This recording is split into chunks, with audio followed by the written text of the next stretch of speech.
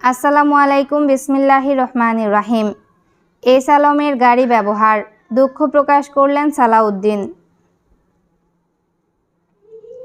অনিচ্ছাকৃত ভুলে এস আলমের গাড়ি ব্যবহার করার জন্য দুঃখ প্রকাশ করেছেন বিএনপির স্থায়ী কমিটির সদস্য সালাউদ্দিন আহমেদ। সোমবার দুপুরে গুলশানের নিজ বাসভবনে এই দুঃখ প্রকাশ করেন তিনি। সালাউদ্দিন আহমেদ বলেন, দীর্ঘ 10 বছর পর আমার নিজ নির্বাচনী জেলায় সংবর্ধনা অংশ নিয়েছিলাম।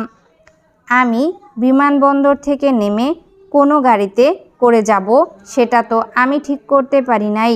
যারা সংবর্ধনা আয়োজন করেছিল চকরিয়া জেলা বিএনপির সভাপতি সাধারণ সম্পাদক ঠিক করে দিয়েছে।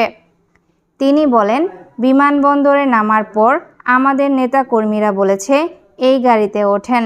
এখন সেই গাড়িটি কার তা খোঁজ নেওয়া চিন্তাভাবনার মধ্যে ছিলাম না। 10 বছর পর নিজ জেলায় যাচ্ছি, তাই আবেগ আপ্লুত ছিলাম।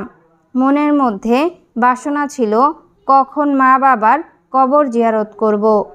সাবেক এই মন্ত্রী বলেন, পরে জানতে পারি এই গাড়িটি আমার এক ছোট ভাইয়ের, যিনি এস আলম গ্রুপে চাকরি করেন।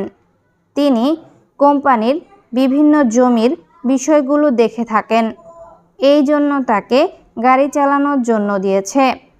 বিএনপির এই নেতা বলেন, আমি এস আলম কোম্পানির গাড়ি ব্যবহার করেছি। এ নিয়ে গণমাধ্যমে রিপোর্ট হওয়ার পর দেশবাসীর মধ্যে একটা প্রতিক্রিয়া দেখা দিয়েছে।